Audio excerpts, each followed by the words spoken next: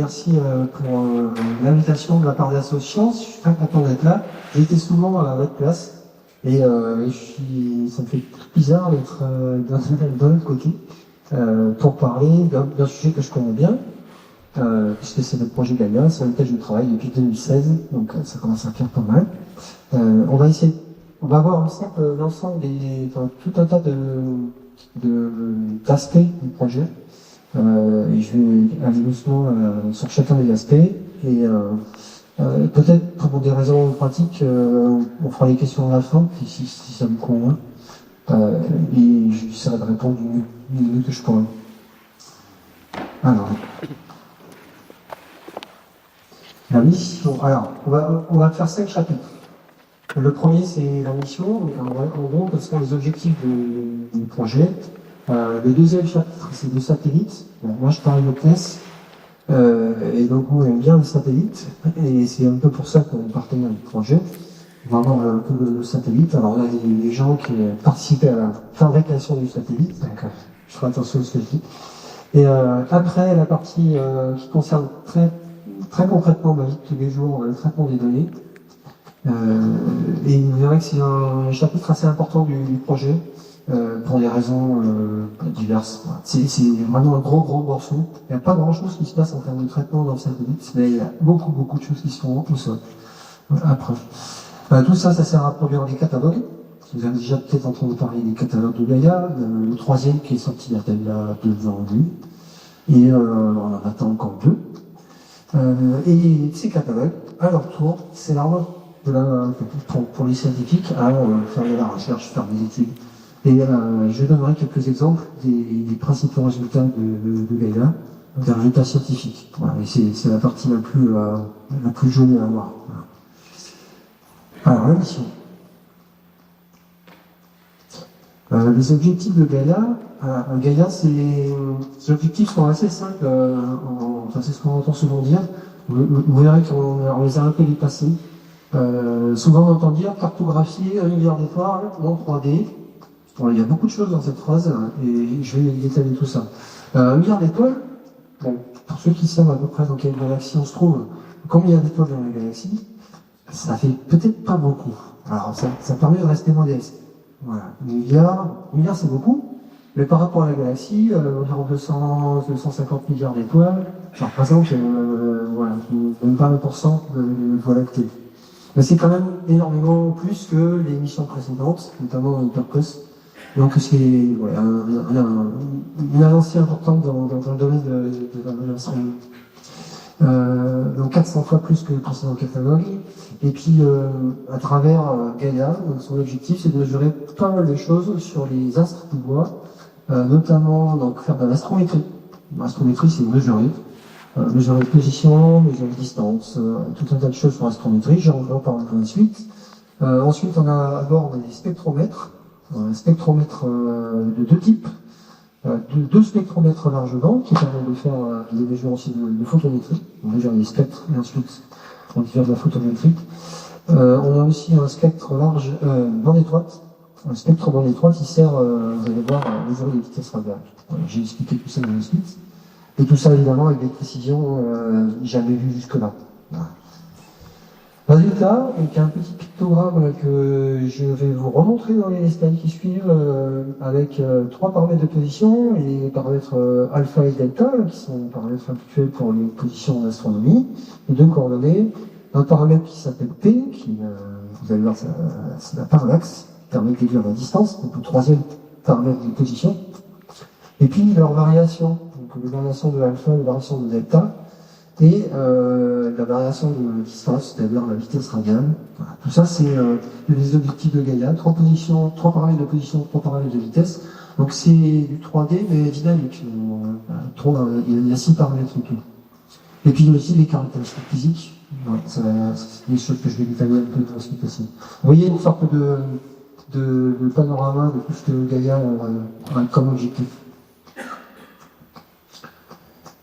Alors l'astrométrie, je commence dans le bon ordre. L'astrométrie, c'est un peu la pierre angulaire de Gaïa.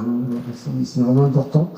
Et déjà, peut-être que vous entendez parler de Euclide ou James Webb, hein, des télescopes spatiaux, qui sont un peu les amis de Gaïa, parce qu'ils sont pas loin de lui, enfin pas loin, c'est relatif, ils sont autant de même point, mais eux ils prennent des photos. Alors les journalistes adorent les photos de James Webb et celles d'Euclide, parce que c'est des photos incroyables. Franchement, on rêve de ces photos. Gaïa a un petit souci par rapport à ça, en termes d'image, parce qu'il ne prend pas de photos. Donc c'est un peu moins sympa à expliquer au public un satellite qui ne prend pas de photos. Donc il scanne le ciel. Alors l'avantage de prendre des photos, c'est que vous avez des points sur lesquels vous prenez des photos qui sont vraiment très beaux. Par contre, vous pouvez très bien rater un truc super intéressant juste à côté de la photo sur laquelle vous avez posé pendant 10 heures et sans jamais imaginer qu'il y avait quelque chose de sympa. Alors l'avantage de scanner, c'est que nous on voit tout. Voilà. Sans discontinuer, Gaïa il scanne, sans discontinuer depuis 10 ans, enfin presque sans discontinuer parce que j'expliquerai tout à l'heure. Et donc quand on scanne, ben, clairement on n'a pas des points sur l'image. Si imaginez que je suis là, moi, puis je suis en train de scanner, là, et vous êtes les étoiles, ça tombe bien. Moi je suis Gaïa et je scanne les étoiles, je vous vois tous par main, clac, j'enregistre les positions. Sauf que sur mon détecteur, si j'avais un appareil photo et que je veux prendre une photo, j'aurais pas un point parce que je suis en train de bouger, j'aurais un trait. Et c'est ce qu'on appelle les transits. Voilà. Donc il y a tout un traitement de données à bord du satellite qui est lié non pas au fait qu'il prend une pause, il enregistre les photos les uns sur les autres, bien fini, mais il scanne, donc il enregistre les transits. Voilà, donc c'est vraiment la différence avec ces amis, James Webb et tout typiquement. À chaque fois qu'il voit une étoile, il enregistre sa position. Donc la position, ça veut dire qu'on a une position en deux dimensions, deux coordonnées célestes, ascension droite et déclinaison. Donc on a uniquement en scannant et en enregistrant les positions des astres, déjà alpha et delta, moins il faut. Alors j'ai remis un chemin pour ceux qui aiment les trucs compliqués d'astronomie, là, sur les alpha et delta, en gros, c'est l'équivalent de la longitude et la latitude, mais vu sur le ciel. Alors le troisième paramètre de position, il est un peu compliqué à obtenir. Et la manière de l'obtenir, c'est pas trop mieux pour l'instant, pour que Gaïa utilise cette méthode, c'est d'utiliser la parallaxe. Alors la parallaxe, c'est assez simple. Vous mettez votre bras à votre bras, votre le doigt, et puis vous voyez que si vous regardez avec un œil, alors je prends une personne au hasard, si vous regardez avec un œil et puis avec l'autre œil, le doigt il se déplace devant la personne. Vous mesurez cet angle, et si vous connaissez la distance entre vos yeux, vous arrivez à mesurer, en gros, la distance avec la personne. Enfin, la distance avec votre doigt, en gros. Voilà, en position, en considérant que la personne qui est au fond est à l'infini et donc elle ne bouge pas. Voilà, donc là, c'est vraiment le principe de regarder les choses sous un angle différent. Et quel est l'angle différent qu'on peut prendre quand on est sur la Terre? C'est l'angle qui permet, enfin c'est l'angle qui est constitué par le mouvement de la Terre autour du Soleil. Si je fais le tour du Soleil, en imaginant qu'il est par là, là je vais voir les choses, c'est-à-dire vous, avec un certain angle. Et 6 mois plus tard, je vais de l'autre côté, j'ai fait le tour du Soleil, j'ai fait la moitié du tour du Soleil, je vous vois avec un angle différent. Donc certains qui sont pas loin, ils ont beaucoup bougé, et ceux qui sont loin, ils n'ont pas beaucoup bougé. Voilà. Alors ça a l'air simple.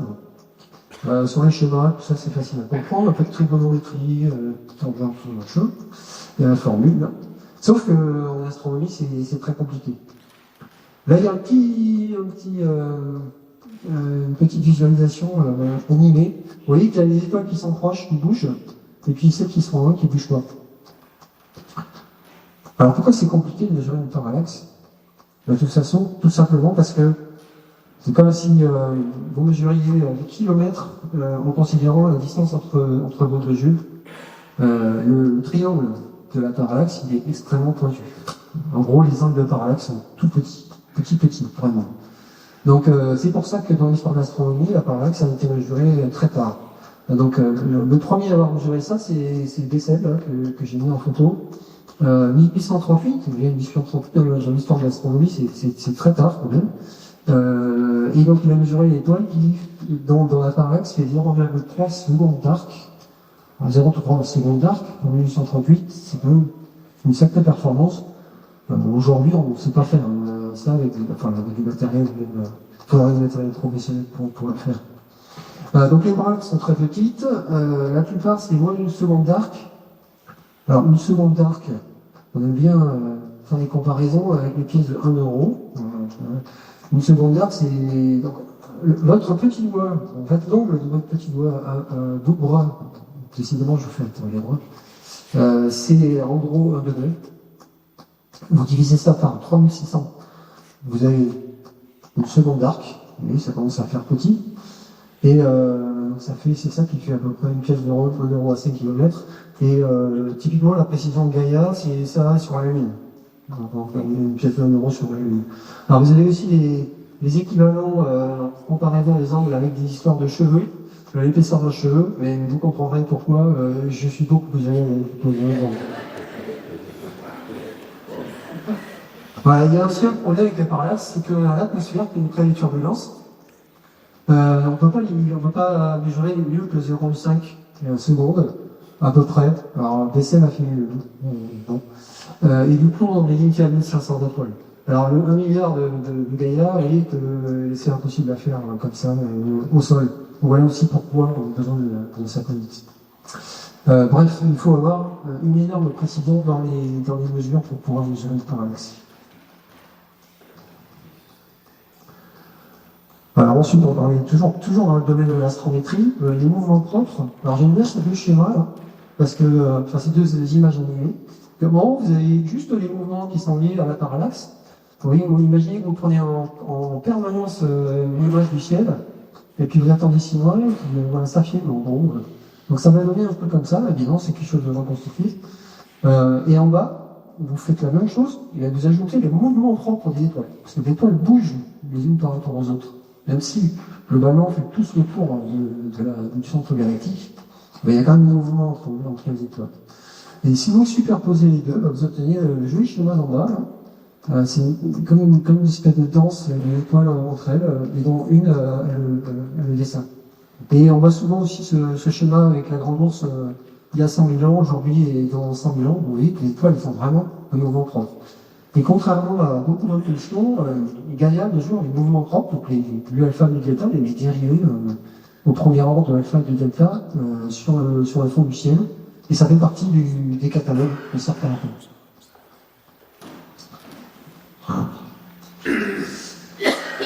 Et alors, si on fait la somme de tout ça, en gros, vous obtenez, en regardant longtemps et souvent une étoile sur le ciel, vous obtenez un truc qui ressemble à un schéma du bas, là, une sorte de mouvement bizarre.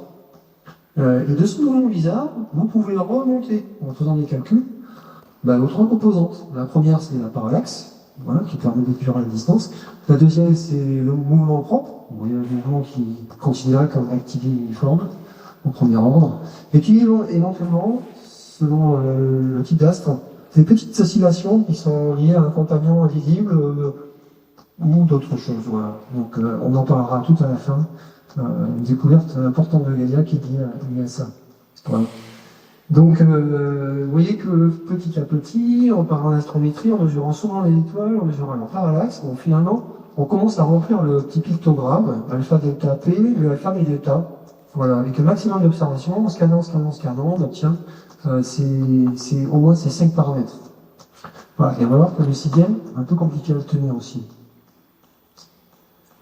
Le 6e paramètre. Lui, il a carrément fait l'objet d'un spectromètre spécial à bord, un instrument spécial à bord pour ce 6e paramètre. Alors qu'est-ce qu'on fait? En gros, on va mesurer la vitesse radiale. Et pour mesurer la vitesse radiale des étoiles, on n'a pas trouvé mieux que l'effet Doppler. Alors l'effet Doppler, comme le classique, le son de l'ambulance qui est plus aigu quand elle s'approche de nous et puis qui est plus grave quand elle s'éloigne de nous. C'est pareil pour la lumière. Quand la lumière se rapproche, elle tire vers le bleu, elle se déplace vers le bleu, et quand l'étoile s'éloigne, sa lumière tire vers le rouge, se décale vers le rouge, donc ce qu'on appelle le redshift. Et si on mesure le décalage en utilisant un spectre bande étroite, alors pourquoi bande étroite? Parce qu'on a plus de précision. Et on l'a appris spécifiquement dans les raies de calcium, qui sont 3 raies qui sont vraiment très très bien définies. Donc ça c'est dans le proche infrarouge, proche infrarouge, je sais pas exactement quelle est la limite, mais vous voyez 8500, 1600 de angstrom de lambda. Et vous voyez un spectre mesuré, donc celui du bas, et le spectre idéal en haut. Vous mesurez l'écart entre les bandes que vous obtenez et celles que vous attendez. Et vous obtenez l'effet Doppler, vous pouvez calculer donc la vitesse radiale. Voilà. C'est en gros ce qu'on fait avec Gaussian. Et là, on arrive enfin aux 6 paramètres, 3 paramètres de position, 3 paramètres de d'évolution de la position. Voilà. Le fait que ce dernier paramètre est compliqué à obtenir se voit dans les chiffres du catalogue Gaïa. Typiquement dans le catalogue 3, celui qui est sorti en 2022, vous avez à peu près 1,8 milliard de parallaxes, ça commence à faire beaucoup, mais vous avez 7 millions, seulement 7 millions de vitesses radiales. Donc les étoiles qui bénéficient de ces 6 paramètres, elles sont pas fréquentes, elles sont assez peu nombreuses. Et pourquoi c'est compliqué? Parce que tout simplement, au lieu d'avoir tous les photons qui arrivent, qui se cumulent quand on fait de la spectro, on étale les photons. Donc il nous faut des sources qui sont beaucoup plus lumineuses pour pouvoir obtenir de l'information. Enfin, c'est un peu l'inconvénient de faire la spectro. La spectro, c'est vraiment incroyable, mais derrière, il faut de la lumière. Il faut plus de photons. Enfin, c'est comme quand vous avez de la confiture, vous l'étalez un peu beaucoup, vous voilà, ça se voit. Et si vous avez fait attention à ce que j'ai dit au début, il manque un instrument dont je n'ai pas parlé encore, c'est le spectromètre large bande. Lui, le spectromètre large bande, il est un peu plus scientifique, on va dire, un peu moins astrométrique. Il sert à tout simplement mesurer des spectres.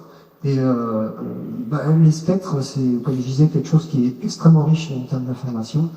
Vous voyez par exemple tout en haut là, donc il y a deux spectros avant de Gaïa. Un qui est dans le bleu et un qui est dans le rouge. Et par les calculs, on arrive à accumuler tout ça, faire la somme et obtenir un spectre global qui est publiable, qui est dans le catalogue. Et vous voyez par exemple trois spectres là, un de l'étoile Vega, un autre de l'étoile rouge, froide, de type N, et puis un autre de type, une étoile de type G2,5, et je ne sais pas si ça vous parle, G2,5, une type d'étoile.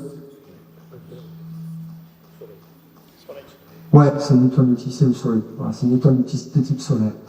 Alors, vous voyez que si vous regardez la tête des spectres, c'est pas très compliqué au premier ordre de dire c'est une étoile chaude, une étoile froide, ou une étoile moyenne, type solaire.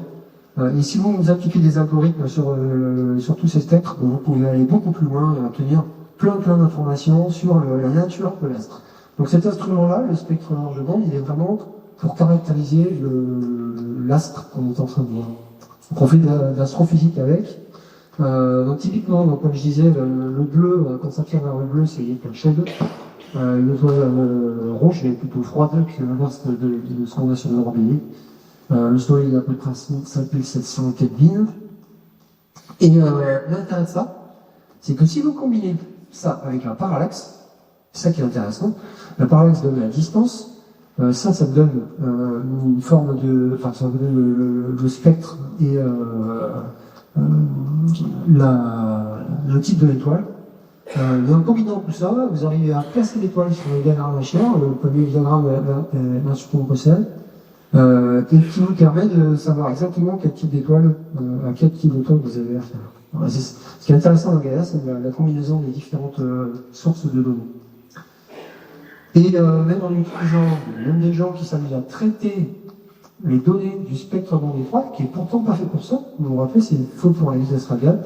Et avec le spectre bande étroite, il y a des gens qui s'amusent à calculer les abondances chimiques, par exemple, des étoiles. Donc, pareil, en profitant du fait que ces spectres ont des définitions très très fortes et une bande très étroite. Voilà, donc, beaucoup de choses qu'on peut tirer des données Gaïa, même si c'est pas celle de la mission initiale. Quand j'en parlerai aussi. Et c'est pas nous. On peut encore aller plus loin. Parce que Gaïa scanne le ciel. Mais quand vous scannez le ciel, vous ne voyez pas que des étoiles. Déjà, vous voyez des choses qui sont à peu près. Gaïa, il détecte des tonnes de ce qu'on appelle des SSO, Solar System Objects. Typiquement les astéroïdes, les comètes, les lunes des planètes extérieures, etc. Voilà. Donc il n'arrête pas d'en voir. Et il y a des chaînes de traitement spécifiques pour ces objets-là. Vous allez voir qu'au niveau des résultats, c'est tout aussi intéressant que tout ce qu'on a en termes d'astrométrie. Et donc il y a des gens, des scientifiques qui travaillent pour Gaïa et des chaînes de traitement dans les centres de traitement qui sont dédiés à ça. Vous voyez aussi des objets qui sont en dehors de la galaxie. Toujours pareil, hein, c'est comme quand vous prenez un télescope, vous voyez les galaxies d'Andromède et d'autres galaxies qui sont en dehors d'un autre. Ça va les voir, il va les détecter aussi. Et il va y avoir des traitements spéciaux pour pouvoir dire, ah, c'est une galaxie, du moins, ça sert à rien de calculer sa parallaxe, typiquement. Mais je peux calculer son redshift. Par exemple, je peux calculer si c'est un quasar, je peux essayer de m'amuser à calculer sa distance. Donc il y a des gens qui s'amusent à faire des traitements aussi, dans le travail, de faire des traitements sur les données des objets extragalactiques. On voit aussi des étoiles individuelles en dehors de notre galaxie. Et dans d'autres galaxies, typiquement les nuages de Magellan, et la galaxie d'Andromède, qui sont nos proches voisines, on arrive à voir des tonnes d'étoiles, enfin des centaines de milliers d'étoiles individuellement dans ces galaxies, pour lesquelles on peut mesurer parallaxe, astrométrie, etc. Et là aussi, il y a des exemples sur la fin de l'implémentation. Et puis il y a aussi des chaînes de traitement sur une étoile variable. Ah oui, vous mesurez une étoile très souvent, vous scannez. C'est moi je scanne et puis je vous vois régulièrement, puis un jour vous êtes plus petit, un jour vous êtes plus grand, mais vous êtes une étoile variable. Et puis après on peut déterminer, excusez mon point, quelle est votre période de variabilité. Voilà, par exemple. Et puis on peut aussi voir des étoiles multiples. Vous vous rappelez les petites oscillations là, sur le mouvement des étoiles, ben, c'est souvent le fait qu'elles soient multiples, avec un compagnon ou plusieurs autour. Et l'avantage des étoiles multiples, c'est que on peut déterminer le rapport de masse. C'est un des seuls moyens en fait, pour déterminer la masse des étoiles. Voilà. Ça, c'est le premier chapitre. Ça va? Personne n'est dehors. Vous pouvez. Pour répondre à cette question, on va passer dans le concret. Pour répondre à cette question, dans les années 2000, il y a un satellite qui a été fabriqué par nos amis et voisins de l'époque Astrium, qui s'appelle maintenant Airbus Defence and Space. Donc c'est vraiment un satellite made in Haute-Garonne. Et ce satellite, bon, il y a quelques caractéristiques que je vais décrire. Mais déjà, pourquoi un satellite? On a déjà parlé pour les parallaxes. C'est mieux d'être dans l'espace parce qu'on n'a pas le problème de l'atmosphère. Mais déjà, franchement, tous les astronomes amateurs le savent. Faire de l'astronomie, on est très très ennuyé. On est ennuyé par le soleil. C'est bien qu'il faut qu'il fasse nuit. On est ennuyé par la lune, on est ennuyé par les nuages, la pluie, j'en passe. Donc, dans l'espace, nuit permanente, pas de perturbation atmosphérique, pas de nuages, c'est vraiment un course. Il fait très froid, donc pas de parasites, pas de problème pour l'électronique. L'électronique, elle n'aime pas la chaleur. Donc plus il fait froid aussi pour le détecteur, donc ça c'est très bien. Et puis, pas besoin, on peut observer en permanence. En ce moment, alors je dis ça, mais non, puisque c'est plus le cas, Gaïa n'observe pas les étoiles, il a fini sa mission, je vais en parler après. Mais à n'importe quel moment de sa mission, Gaïa l'observait, quelles que soient les conditions terrestres. Voilà. Alors, comme vous avez fait ce télescope, il est fait avec une sorte de double télescope. Alors, c'est un peu comme si vous aviez un strabisme divergent de centaines de degrés. Donc, là, vous avez un œil qui regarde là et l'autre œil qui regarde là. Voilà. C'est pas super évident, mais ça offre un intérêt particulier. C'est notamment pour pouvoir mesurer des angles. Si vous avez donc deux miroirs, ils vont vous faire une image qui va se superposer sur le plan focal. J'en parle juste après. Et ça permet de mesurer avec grande précision des angles très longs. Voilà. Qui est beaucoup plus facile à mesurer que les angles petits. Bref, deux miroirs de 1,50 m x 50 cm, oui, quand même, de beaux miroirs, qui sont aussi fabriqués en Garonne. À l'époque, ils avaient été présentés au président de la République, à l'époque du Covid. Ça fait 35 mètres de focal, voilà. Et il y a en total 10 miroirs, parce que tout ça c'est une replie à l'intérieur du satellite qui fait environ 3 mètres de diamètre. Donc vous êtes obligé de faire plein de erreurs, plein de rebonds pour arriver à gérer cette focale de 10 mètres. Voilà. Et tout ça, c'est monté, là aussi, quand même, c'est intéressant. Physiquement, ou mécaniquement, c'est monté sur un tore qui est fait dans des matériaux qui dilate pas, ou très peu, qui lui confère une grosse stabilité. Donc tout ça, c'est monté sur ce tore-là. Le satellite, enfin maintenant il est arrivé à sa fin de vie, mais il a vraiment été excellent en termes de qualité. Tout le monde est bluffé par ce satellite. Et alors là, on arrive au plan focal. Pour rappeler tout à l'heure, le satellite, il ne fait pas de photos. Il scanne. Donc, sur le plan focal, l'étoile, ça ne va pas être un point, ça va être un trait. Elle va circuler. Donc, ça va circuler de gauche à droite sur ce schéma-là. Et vous voyez que sur ce plan focal, donc c'est tous les schémas de droite avec les couleurs, il comprend environ une centaine de CCD, l'équivalent de ce que vous avez dans votre téléphone. Et donc ça fait 938 millions de pixels, on est quasiment 1 milliard de pixels, on est bien le milliard, et c'est le plus grand détecteur jamais envoyé dans l'espace, jusque-là. Il n'a pas encore été battu par les autres, même le plus. Et en fait, qu'est-ce qui se passe physiquement? Je ne vais pas rentrer dans le détail parce que c'est un peu long. En gros, vous avez l'image de l'étoile qui arrive par la gauche et qui circule jusqu'à la droite. Vous avez la petite flèche qui vous montre ce qui se passe en 10 secondes. Parce que le satellite, il fait un tour sur lui-même en 6 heures. Voilà, ça, avec la focale, plus la fête du détecteur, ça fait en gros 10 secondes. Donc il faut en gros 1 minute, un peu plus d'1 minute pour circuler, pour transiter sur l'ensemble des détecteurs. Vous voyez quand même les différentes couleurs. Le premier, ce qu'on appelle FOV, la type d'option. Ceux-là, ils sont spécifiques et ils ne sont visibles que sur chacun des miroirs, mais pas l'autre. Donc si vous voyez l'étoile dans le premier, c'est-à-dire c'est le premier miroir qu'on a vu, et dans le deuxième, c'est le deuxième miroir. Ce qui permet de discriminer quand même un objet, est-ce qu'il a été bien trouvé dans le second miroir. Sinon, on va avoir des problèmes pour calculer les positions. Si on ne sait pas s'il vient de là ou s'il vient de là, ça sera un peu délicat. Après, il y a des détecteurs qui sont en bleu ciel, qui servent à mesurer l'astrométrie. Il faut qu'on mesure sur chacun des détecteurs. Et typiquement, si vous voyez un objet qui bouge beaucoup entre un détecteur et l'autre, en fait, entre une colonne et l'autre, là, ça peut être un objet qui bouge énormément, et un objet qui bouge énormément dans le ciel, votre avis?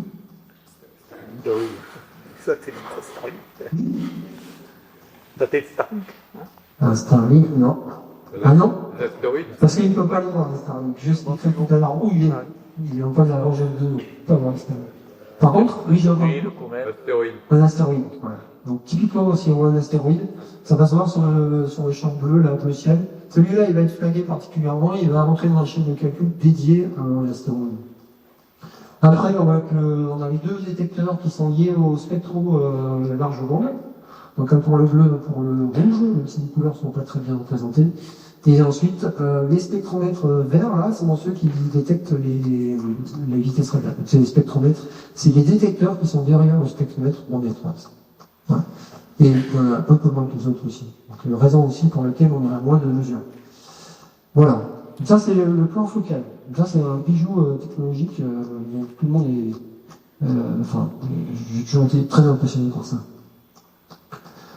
Alors, le satellite, il fait environ 3 mètres de haut, 10 mètres de diamètre, 2 tonnes. Voilà pourquoi j'aime bien mettre un éléphant sur les planches qui parlent de l'espace de satellite. Voilà. C'est un haut, ça me prend le poids d'un éléphant, donc c'est pas rien. Vous l'avez là en photo avec des personnes autour. D'ailleurs, c'est assez amusant parce que moi je travaille sur les données de ce satellite-là et je l'ai jamais vu. Voilà, il était lancé avant que j'avais eu l'occasion de le voir. Je faisais un autre projet à l'époque où il était fabriqué et je l'ai jamais vu. Et c'est souvent le cas au PS, les gens qui travaillent sur le traitement de données ou même le contrôle de satellites, les centres de contrôle, il arrive assez fréquemment qu'ils n'aient jamais vu le satellite qu'ils sont en train de contrôler. Voilà. Bon, c'est ma petite histoire. Et une sortie de code rond 120 kg pour la structure, un peu moins de la moitié, les instruments, et puis le carburant. Le carburant, il y a 2 types de carburant. Celui qui permet de contrôler l'orbite, donc avec des petites pichenettes, des petites poussées, donc les argols classiques. Et puis du gaz froid, qui lui sert à contrôler l'attitude. Donc en gros, les airballs, le contrôle d'orbite, c'est je vais où, je contrôle mon orbite, mon mouvement. Une petite pichenette, hop, je vais par là. Et puis le contrôle d'attitude, c'est plutôt dans quelle position je le mets autour de mon centre de gravité. Et vous allez voir que ça, c'est super important. Et d'ailleurs, c'est ce gaz froid qui est arrivé en fin de vie, et pour lequel on a décrété, on a décidé, on a organisé en fait, la fin de vie du satellite, qui est en cours là, actuellement. Ah, c'est celui-là qui est tombé en panne le premier. Alors, Yves en parlait tout à l'heure. Le lancement, ça commence à dater, puisque c'était 2013, fin 2013, lancé en Guyane par un lanceur Soyuz, qui n'existe plus, hein, enfin en tout cas plus courant, depuis l'histoire de l'Ukraine. Il a mis 30 jours, arrivé à sa destination finale, c'est le pôle Lagrange 2, je vais en parler un peu dans la suite aussi. Sa mission initiale, c'était 5 ans. Donc les premières données ont été reçues, après un lancement de satellite, on fait les tests, on vérifie plein de trucs, on fait ce qu'on appelle les recettes en vol et autres. Donc il a fallu en gros 6 mois pour faire ça. Donc les premières données, c'est juillet 2014. La mission devait durer 5 ans. En fait, elle a duré 10 ans et demi, parce qu'elle a fini le 15 janvier. Les dernières données scientifiques de Gaïa, c'est le 15 janvier. Et voilà, 10 ans. Et nous, en fait, il est de 10 ans. Alors, où est-ce qu'il est? Alors, c'est là qu'on arrive au point de Lagrange. Est-ce que ça vous parle, le point de Lagrange? N2. Oui. Je vais faire un petit rappel, quand même. Voilà. Alors, je vais sortir mes petits objets. Voilà, une maquette de haute technologie en carton, comme j'aime bien, de Gaïa. Ça, vous pouvez le télécharger sur le site de l'ESA et la faire vous-même. Moi, j'aime bien parce que c'est la bonne taille, c'est intéressant. Donc, imaginez, je vais modestement faire la Terre. L'écran va symboliser le Soleil, donc ça tombe bien parce que vous êtes les étoiles, comme vous êtes de l'autre côté. Et donc, le satellite est ici. Le point de Lagrange, c'est tout simplement le point qui est à l'opposé entre le Soleil et la Terre. Donc à l'opposé du Soleil par rapport à la Terre, pour lui. Donc, et l'intérêt de ce point-là, c'est que quand la Terre tourne autour du Soleil, donc je vais tourner autour du Soleil là, comme ça, ben le satellite il reste à peu près au bon endroit. Donc on a un système de 3 corps qui reste stable. Et c'est ça l'intérêt du point de Lagrange. Et beaucoup de satellites de science se trouvent à ce point-là, parce que l'intérêt, c'est que si vous regardez de ce côté-là, avec les instruments qui sont sur le dessus, ben, vous êtes tranquille. Vous avez un côté qui est éclairé par le soleil, le côté panneau solaire, et le côté science tourne le dos à tout ça. Vous avez vraiment un côté servitude, lien avec la Terre, lien radio, et tout ça, c'est de ce côté-là. Et de l'autre côté, vous avez vraiment la science, les instruments, le contrôle thermique du froid, etc. Voilà. Et ça, c'est le cas aussi de Euclide, c'est le cas aussi de James Webb. Tout cela, ils sont au point de Lagrange 2. Il y a aussi Herschel et Planck, voilà, qui n'y sont plus, mais ils ont travaillé au point de Lagrange.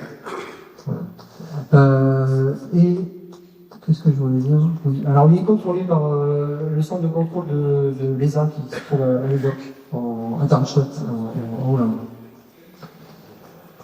Par contre, j'ai une question à poser. C'est quoi le problème quand on est au point de Lagrange? Je refais le schéma. Le Soleil, la Terre, le satellite avec ses panneaux solaires. Si je mets comme ça, c'est quoi le problème? Il peut être masqué par la Terre. Ouais. Il y a un problème de cône d'ombre. Parce que le point de Lagrange, ça se calcule. Lagrange l'a calculé à l'époque, en cherchant la solution du problème des 3 corps de Newton, et il ne trouvait pas de solution analytique, mais il a quand même trouvé les 5 points de Lagrange. Et donc le point de Lagrange L2, celui qui est là, il y en a 4 autres, et celui qui nous intéresse, il est à 1,5 million de kilomètres de la Terre. Donc 150 millions pour la Terre et le Soleil, et 1,5 million, c'est en gros 1%, entre la Terre et L2. Mais même à cette distance-là, il y a encore l'ombre de la Terre. Donc si vous êtes en point de Lagrange 2, ça ne marche pas. Il faut être autour du point de Lagrange. Voilà. Et autour du point de Lagrange, il y a de la place, ça va.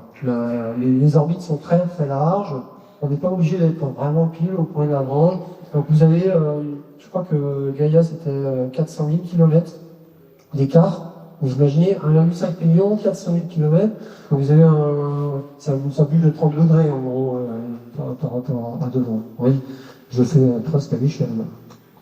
Donc il est vraiment pas tout autour de Lagrange, il est tout autour. Et pour James Webb, c'est pour eux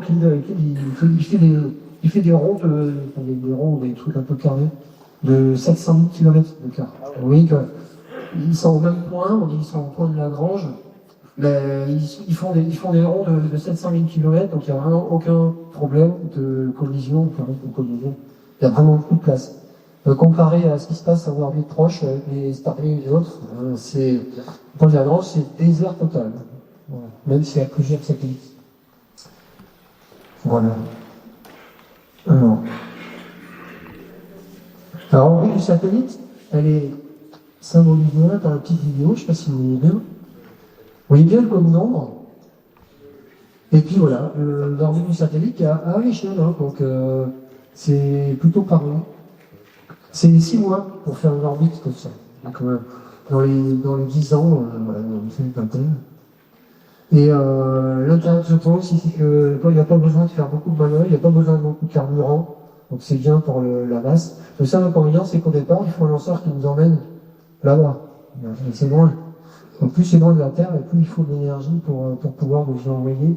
Donc il a bien fallu, et au départ du projet, il a fallu que le satellite ne soit pas trop lourd pour pouvoir avoir un lanceur qui l'emmène là-bas. Voilà. Alors, le mouvement du satellite, c'est là que ça va encore être un petit peu compliqué. Je vais essayer de le faire avec les mains. Donc, c'est dans mon cube. Et je vais déjà commencer par parler d'une chose. Bon, on va imaginer qu'il est au point de Lagrange, qu'il ne tourne pas comme ça. C'est pas. Maintenant, vous avez compris que c'est pas le cas. Et pour ce que je vais expliquer maintenant, je vais simplifier. Je vais laisser le satellite au point de Lagrange. Donc, il tourne sur lui-même en 6 mois. En 6 heures, pardon, 6 heures. Donc c'est un tour comme ça, sur son axe. D'accord il tourne autour de la Terre, autour du Soleil, comme la Terre, en un an. 365 jours, si on veut. Donc ça fait déjà 2 mouvements. Bon, imaginez qu'il fasse ça. Et puis pour des raisons thermiques, pour des raisons de panneaux solaires, c'est mieux quand on a un panneau solaire qui est face au Soleil. Ça marche mieux. Donc quand je dis, on va le mettre à 0 degré, c'est-à-dire, on va le mettre pile face au Soleil, comme ça. Alors imaginez, moi je suis le Soleil, moi je suis la Terre, toujours pareil, le Soleil est derrière moi, et vous êtes des étoiles. Alors quand est-ce que Gaïa, qui le regarde par les côtés, là et là, les 2 trous là, qui sont les satellites, quand est-ce qu'il va vous voir, vous? Alors je n'approche pas le monsieur, là, le là. Alors, exactement. Là, il va falloir attendre d'être comme ça, là. Là, on va dire qu'il va tourner, il va vous voir, et puis il vous reverra 6 mois plus tard, hein, comme ça. Ok? Ça veut dire que chacun de vous, il va le voir 2 fois par an. Alors pour quelqu'un qui scanne le ciel, c'est moins. Ça va pas faire énorme. Et le problème aussi, c'est que si on était comme ça, donc à 0 degré, on serait dans une configuration qui n'est pas du tout uniforme par rapport à la loi de ce qu'on appelle la loi de scan, la manière dont Gaïa regarde les différentes zones du ciel. Donc il lui a été dit, ça vient d'Hipparcos, qui faisait pareil, on va pas se mettre à 45 degrés, on va pas se mettre à 0 degré, on va se mettre à 45 degrés. Comme ça, ou comme ça. Voilà. Alors, sauf que si on reste comme ça, qu'on fait le tour du soleil, on n'a pas beaucoup avancé. Pareil, on va vouloir chacun tous les 6 mois. On n'a pas gagné. Donc il faut faire mieux. Et donc, il a été inventé la notion de précession. Alors, précession, c'est je reste à 45 degrés, c'est que je vais essayer de le faire avec une main, c'est pas évident. Je reste à 45 degrés, mais je fais un mouvement comme ça, tout en restant à 45 degrés. Et donc Gaïa, c'est ça. Ça peut peut-être le faire mieux, exactement comme ça. Voilà, 45 degrés, toujours comme ça, et ça dure 2 mois. Fait un tour sur lui-même en 2 mois. Et si vous êtes un peu habitué à la notion de satellite et d'inertie, le problème de faire bouger l'axe de rotation du satellite, ben, c'est que ça nécessite de l'énergie en permanence. Ça nécessite des petites pichenettes là, qu'on fait avec le Gazprom, dont je parlais. Donc tout le temps, Gaïa est obligé de contrôler son attitude, de contrôler son axe de précession. C'est ça qui lui consomme son Gazprom. Et on voit bien qu'au bout d'un moment, s'il ne peut plus contrôler son attitude et ça, ben, il va perdre sa voie de scan et donc il va être obligé d'arrêter cette mission. C'est ce qui s'est passé début janvier. C'est ce qui va se passer plus exactement le 29 mars. Ouais, parce qu'entre les deux, il y a quelques manipulations un peu scientifiques et un peu techniques. On garde un peu le Gazprom pour faire tout ça, mais la fin de la mission, Gaïa il a terminé le 15 janvier. La dernière mesure Gaïa, c'était le 15 janvier. Voilà, ça fait un peu bizarre pour nous. Alors certains se disent, oui, dans mes collègues, ça y est, on va plus donner, mais alors vous allez faire quoi maintenant? Vous allez faire quoi demain? Alors oui, vous êtes gentils, mais on est en train de préparer le catalogue 4, pour lequel les données sont arrêtées déjà depuis 2 ans, ou 2 ans et demi. Et donc les données qui s'arrêtent là, en janvier, on va les traiter et on aura fini en 2030 à peu près. Ouais.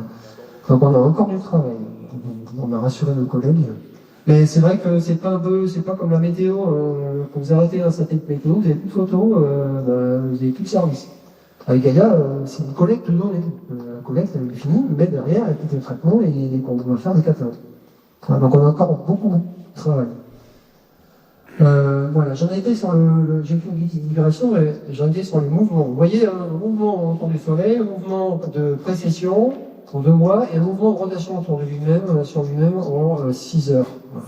Et c'est à ce prix-là, de ces 3 mouvements, que Gaïa va scanner le ciel le mieux possible, compte tenu des conditions. Le mieux possible, parce qu'avec ça, c'est pas un scan qui est complètement uniforme. Et d'ailleurs, peut-être que ça. Hein. Voilà. En coordonnées galactiques, en bas à gauche, là, c'est les coordonnées galactiques. Vous voyez que plus c'est rouge, plus c'est visité. Donc évidemment, vous avez les 2 traits rouges qui sont les endroits où il va passer plus souvent. Mais ça, c'est ceux qui sont à 45 degrés du plan écliptique. Voilà. Et mais malgré tout ça, il y a des gens très forts qui ont fait les calculs sur cette voie de scan, ils sont aperçus que c'était quand même le mieux qu'on pouvait avoir, compte tenu de la stabilité thermique et de toutes les autres contraintes qu'on pouvait avoir sur le satellite. Voilà, et c'est franchement pas mal. En moyenne, ça veut dire en 5 ans, on voit 70 fois une étoile, mais qu'en 10 ans, ça veut dire en moyenne 140 fois chaque étoile. 140 fois, pour par exemple une étoile variable, ça commence à être intéressant pour faire sa courbe de luminosité de variabilité. Oui. C'est une moisson sympa. Déjà 70 fois, c'était bien. Voilà, donc quelques animations à droite qui sont très, très visuelles, qui ne montrent pas vraiment ce qui se passe, mais voilà, c'est juste pour voir. Alors voilà. Donc j'ai fini la deuxième partie. Je vais passer à la partie traitement de données, qui me concerne au quotidien. Voilà. Les traitements de données. Déjà, pour vous donner un exemple, pourquoi c'est important le traitement de données? Gaïa, lui, à bord, voilà, il fait sa petite vie, hein. Enfin, il faisait. Il se calme, il tourne, il fait son mouvement, machin. Puis là, il, à un moment donné, paf, il est comme ça, hein. Puis il voit les étoiles, paf. Donc il me dit, j'ai vu, quoi. Donc j'enregistre tout ça, la date, tous les paramètres qu'on peut récupérer du détecteur. Ben, sauf que l'étoile, il ne sait pas laquelle c'est. Il ne sait même pas s'il a déjà vu. Donc on reçoit cette information au sol, ok, à telle heure, telle milliseconde, l'autre, on a vu telle chose. Sauf que c'est au sol qu'on est obligé de faire ce qu'on appelle le cross-match et faire le lien entre une observation et un objet physique qu'on a vu ou pas déjà. Donc vous voyez déjà, la base, c'est au moins savoir de qui on parle. Rien que ça nécessite des calculs assez importants. Donc déjà, rien que ça c'est un calcul qui est fait à Barcelone, qui n'est pas fait à Toulouse. Je vous expliquerai après comment se répartissent les différents calculs dans Gaïa. Mais c'est juste un exemple pour vous montrer l'importance des calculs qui sont faits au sol. Une fois qu'on a mesuré avec le satellite, on est vraiment juste au début. Le reste, tout le reste est à faire. Alors comment ça se passe? J'ai quelques chiffres, 50 gigaoctets par jour qu'on nous a envoyé. Ça, c'est les données brutes. Et là, il faut vous accrocher aux chiffres de volume. C'est pas des volumes de données qu'on a l'habitude de fréquenter dans notre vie courante. Donc voilà, c'est des 100 téraoctets en 5 ans. Alors un téraoctet, c'est 1000 gigaoctets, à peu près. Donc ça fait 100 000 gigaoctets. Bon, bref, je ne vais pas donner tout le monde, mais ça fait beaucoup. Tout ça, ça descend sur un réseau qui est géré par BESA, donc trois antennes. Alors pourquoi 3 antennes? Tout simplement, je reprends ma petite maquette. Moi, je suis la Terre. Je peux me retrouver comme ça, mais je peux me retrouver aussi 6 heures plus tard comme ça, ou 12 heures plus tard comme ça, le PVA dans le dos. Hein. Donc il faut toujours une antenne qui soit en face du satellite. Donc si vous en avez 3 qui sont répartis en longitude sur la Terre, vous avez gagné. Et c'est ce que fait ça. Donc il y en a une en Argentine, une en Australie et une en Espagne. Voilà, à peu près bien répartis. Voilà. Et ça, donc c'est le réseau extrait de l'ESA. Et toutes les données arrivent au centre de Gaïa qui est à l'ESAC, le centre d'astronomie spatiale européenne, juste à côté de Madrid. En haut, vous avez, il y a quelques chiffres d'une journée type. Alors, je retiens surtout 70 millions de sources détectées. Donc vous, les étoiles, Gaïa envoie 70 millions par jour. Voilà. Alors ça peut être la même 2 fois. C'est typiquement, si je vais le mettre comme ça, tac, je vais voir l'étoile dans un détecteur, et puis quelques heures plus tard, je vais voir le deuxième miroir qui va revoir la même étoile. Alors un petit peu bougé, mais pas beaucoup. Donc normalement, il y a au moins 2 fois par évolution. Et ce qu'on voit sur le grand Figaro, c'est le nombre de détections par jour. Vous voyez qu'il est très très variable. Pourquoi il est variable? Tout simplement parce que de temps en temps, en fonction de la loi de Scan dont je parlais tout à l'heure, la loi de Scan elle est très orientée sur l'écliptique. Elle est basée sur l'écliptique. Sauf que des fois, il y a la Voie lactée, qui n'est pas du tout un point d'écliptique. Et il se trouve que parfois, pas de chance, le satellite il va scanner plus dans le plan galactique comme ça. Et là, c'est ce qu'on appelle, on va saturer le détecteur parce qu'il va voir beaucoup trop d'étoiles. Voilà, donc c'est arrivé dans l'émission pas mal de fois. Et ça, c'est les pics que vous voyez. Donc ça peut monter à 200 ou plus que 200 millions de sources vues par jour. Et puis ça peut descendre dans les creux à presque 0. Il y a eu juste un problème en 2018, là, on a perdu ce qu'on appelle un transpondeur. C'est l'électronique qui permet de communiquer avec la Terre. Alors, on est passé sur le transpondeur secours et il a tenu l'ensemble des années de mission jusqu'au bout sur le transpondeur secours. On aurait pu le perdre aussi et se retrouver sans données du jour au lendemain. Mais bon, coup de chance, toujours pareil. Un satellite d'une vraiment excellente qualité. Il a tenu sa vie jusqu'au bout finalement. Voilà. Pour traiter les données Gaïa, il faut du monde. Il faut du monde et des moyens de calcul. Le monde, c'est environ 430 personnes. Sur Gaïa, il y a 430 personnes qui travaillent. Moi, je fais partie de ces 430-là. J'imagine que derrière, il y en a plein dans tous les pays d'Europe. C'est un consortium européen qui s'est monté pour répondre à la demande de l'ESA, pour dire, voilà, qui peut me traiter les données du satellite Gaïa, donc c'était le départ. Et ce consortium s'est monté, a dit l'ESA, et nous, on va s'en occuper. Voilà. Donc, qui on est? On est plusieurs pays, une centaine d'instituts dans toute l'Europe. Je pourrais donner des exemples. On propose 6 centres de calcul, donc il y a Madrid évidemment, je parlais tout à l'heure, il y a celui de Toulouse, ou du CNES, il y a Barcelone, ceux qui font l'astrométrie entre autres, il y en a aussi en Angleterre pour les spectres, il y en a à Genève pour les étoiles variables, il y en a un autre à Turin pour les calculs de validation de qualité. Donc vous voyez, on ne peut pas faire ça tout seul dans son coin, traiter les données Gaïa. Parce qu'il y a un problème de volume, un problème de temps, etc. C'est très compliqué. Donc voilà pourquoi on est autant de personnes. Dans ces 400 et quelques personnes, je compte aussi des scientifiques qui valident, qui vérifient tout un tas de choses et qui développent les algorithmes pour pouvoir faire les calculs. Voilà. Alors en France, c'est bien d'avoir un système qui montre ce qu'on fait nous en France, parce que c'est quand même de l'argent public, c'est le vôtre, c'est bien aussi. Donc on paye ça avec nos impôts. La contribution du CNES au projet Gaïa est quand même importante. On est en charge, nous, alors, en termes de thématiques. Parce que certains projets comme Euclide, ils sont partagés le ciel. Donc en gros, ils font tous les mêmes calculs, mais sur des astres différents, sur des portions de ciel différents. Donc c'est partagé entre différents endroits. Gaïa, pour Gaïa, ça a été une autre façon de voir. C'est un partage par thématique. Alors les thématiques du CNES, donc entre nous, c'est le calcul des vitesses radiales. Vous vous rappelez, vous en avez parlé tout à l'heure. Le calcul des paramètres astrophysiques. Bon, ça, c'est plus particulièrement mon travail à moi. Les calculs des autres objets. Autres objets, ça veut dire tout ce qui n'est pas standard. Tout ce qui n'est pas standard, les objets du système solaire, les SSO, les vraiment simples, les objets étendus, ceux qui ne sont pas ponctuels sur le ciel. Il y a beaucoup de mal à gérer les trucs ponctuels, pas ponctuels. Et en utilisant le fait que c'est pas ponctuel, ils arrivent à déterminer la forme des objets. Donc on arrive à dessiner des phases de galaxies, enfin, il y a plein d'exemples là-dessus.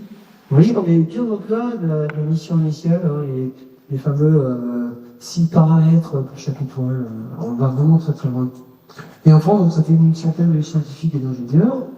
On fait à peu près 40% du code logiciel, et notre centre de traitement, c'est Toulouse.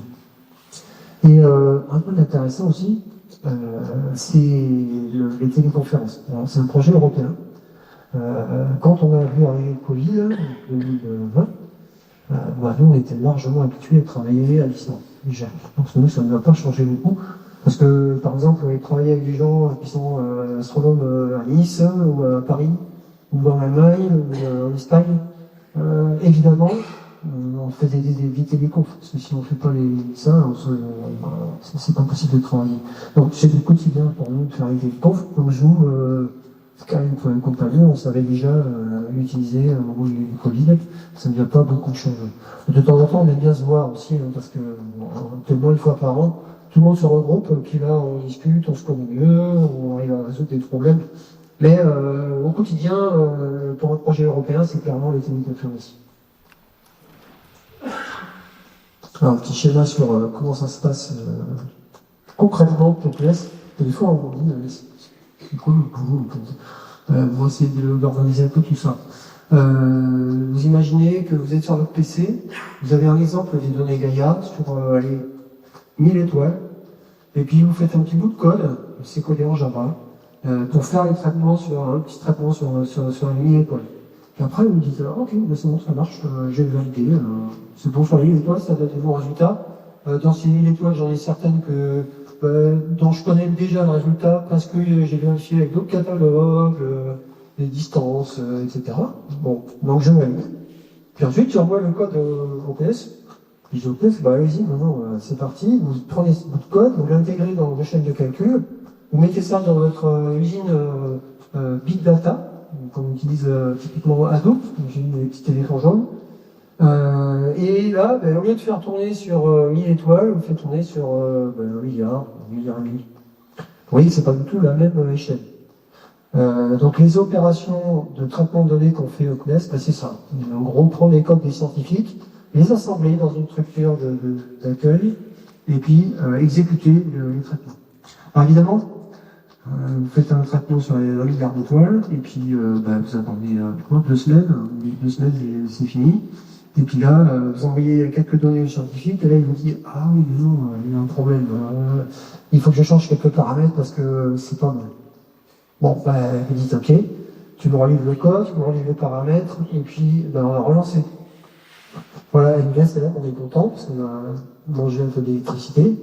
On repart en 2 semaines. Alors, si on est malin, on part pas pour 2 semaines, on part pour une journée, en prenant, non pas 1 milliard, mais en prenant peut-être 100 millions, 50 millions, en prenant un échantillon un peu plus raisonnable. Oui.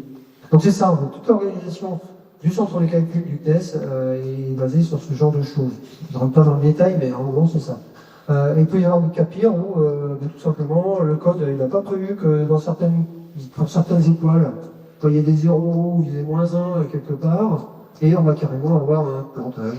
Donc un bon plantage informatique qui va nous arrêter le calcul, et là il va falloir que le scientifique modifie son code, nous relivre, que nous on réintègre et qu'on relance sur un échantillon ou un autre. Voilà, donc c'est en gros ça.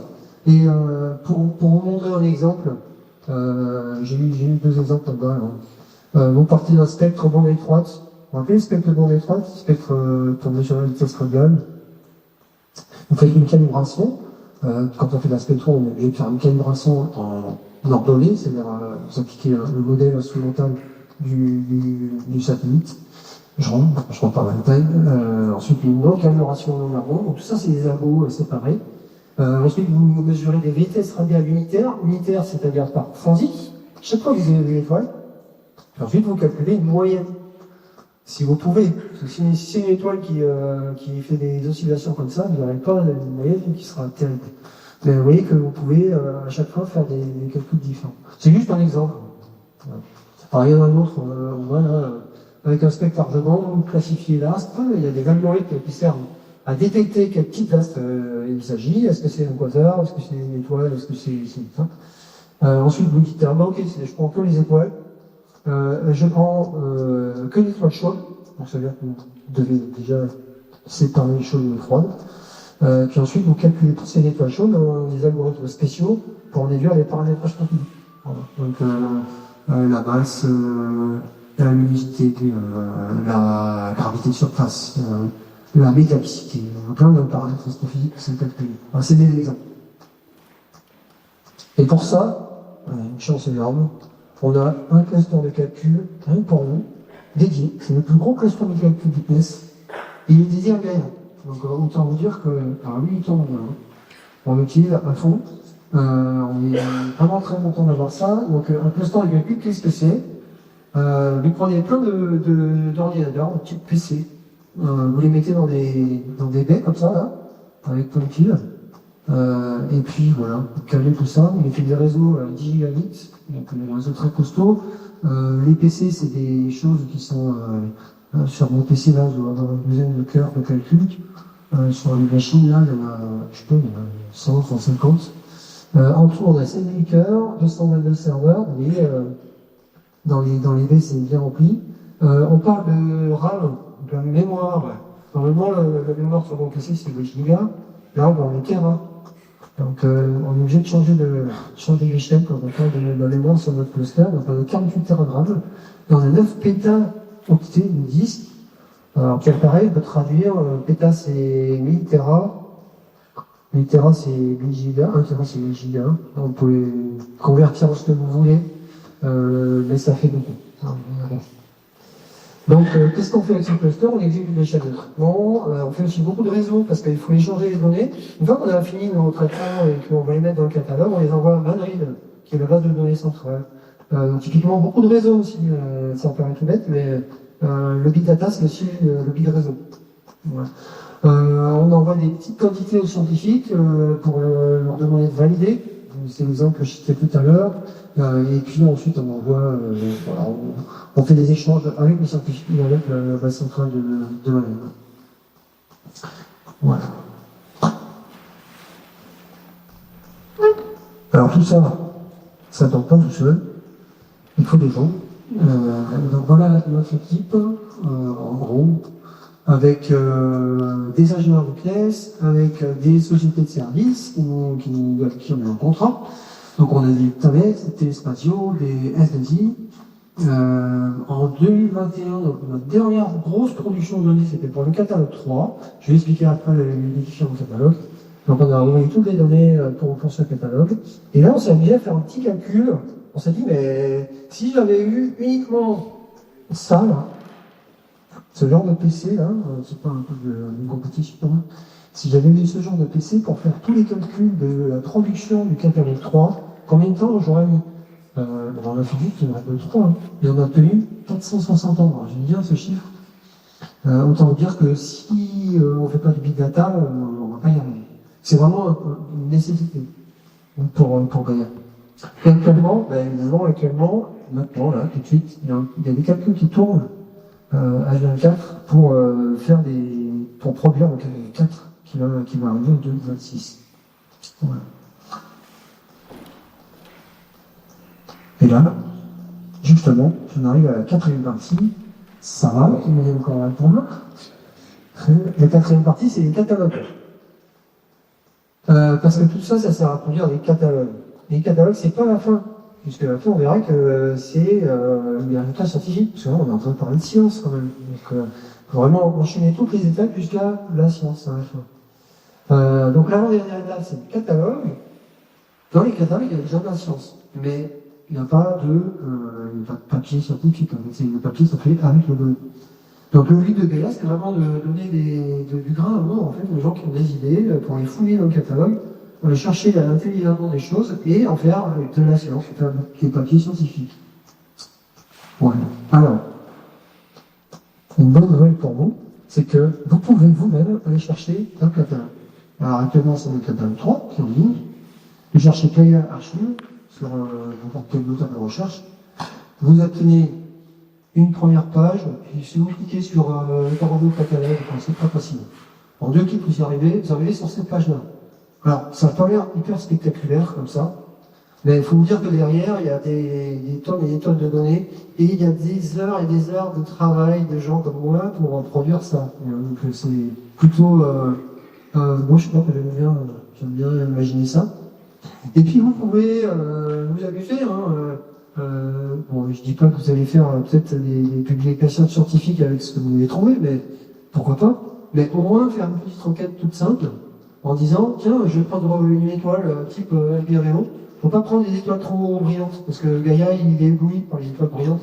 Donc vous trouverez pas la grosse, enfin les étoiles polaires, un truc comme ça, vous ne trouverez pas. Ça commence à magnitude 4, 5, pas plus loin. Donc Albireo, ça passe. Il est dedans, même les deux. Et vous amusez à dire, je prends le diagramme et je prends 40 arcs secondes autour. Alors, je ne sais pas si vous vous rappelez, 40 arcs secondes, c'est à peu près la taille de Jupiter. Et vous cherchez dans le catalogue 40 arcs secondes autour de cette étoile double, et vous obtenez, le petit schéma qui est là, vous obtenez 68 résultats. Et vous imaginez, sur la taille de Jupiter, il y a déjà 68 étoiles. Alors, vous extrapolez ça au ciel entier, et vous obtenez 1,8 milliard de données dans le catalogue 3. Voilà. Bon, moi je trouve ça sympa de me dire, tiens, j'ai 68 étoiles, et dans ces 68-là, si vous faites le tri par magnitude, vous obtenez 2 qui sont de magnitude très, très brillantes, qui sont Albireo A et Albireo B. Voilà. Donc amusez-vous à le faire, hein. Franchement c'est sympa, ça coûte rien, et puis vous direz au moins que Gaïa, c'est pas que les slides, c'est vraiment des données. Et en catalogue, j'en ai déjà parlé, là je vais expliquer dans le détail. Qu'est-ce que ça veut dire vraiment les catalogues? Alors, il y avait déjà au départ une possibilité. Se dire, bon, on va faire une mesure, on va faire le traitement, et puis à la fin, messieurs les astronomes, messieurs les chercheurs en astronomie, on vous donnera le catalogue. Oui, alors sauf que ça, si on veut atteindre 2030, ce dernier catalogue, là, on dit en bas, c'est DR5, Data Release 5. C'est prévu pas avant 2030. Donc ça veut dire que les gens se disent, ah, ok, ça y est, Gaïa, 2013, là, il prévoit des données, il faut que j'attende 2030 pour avoir des données. Bon, c'était pas l'autre, c'était pas terrible. Donc ils ont dit, on va plutôt faire des releases intermédiaires, et c'est comme ça que travaillent beaucoup de projets, typiquement Euclid, font comme ça aussi. Donc la DR1 c'était en 2016, il y avait 1,1 milliard de sources, c'est relativement modeste. Là c'était déjà énorme, un gros succès pour chaque release. Ensuite la 2 c'était en 2018, 1,7 milliard, vous voyez ça commence à être pas mal. Et la 3, 1,8 milliard, on sent qu'il y a une sorte d'asymptote.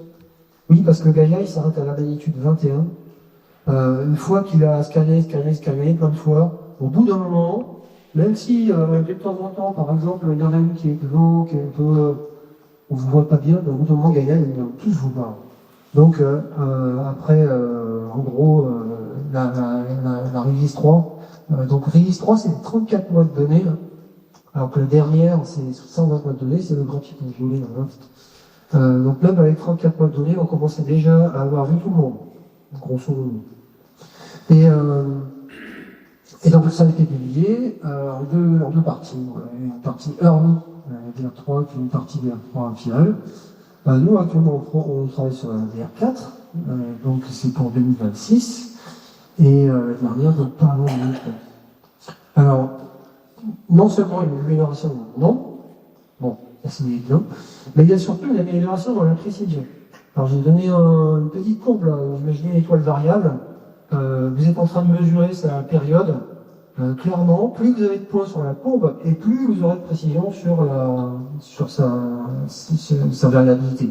C'est valable aussi pour les mouvements propres, je parlais tout à l'heure, c'est valable pour l'astrométrie en général, c'est valable pour la position, la parallaxe, tout ce qu'on veut, même la vitesse radiale, toutes les mesures de Gaïa. Plus vous avez une multiplication des mesures, et plus vous baissez la barre d'erreur, plus vous avez une précision qui est importante.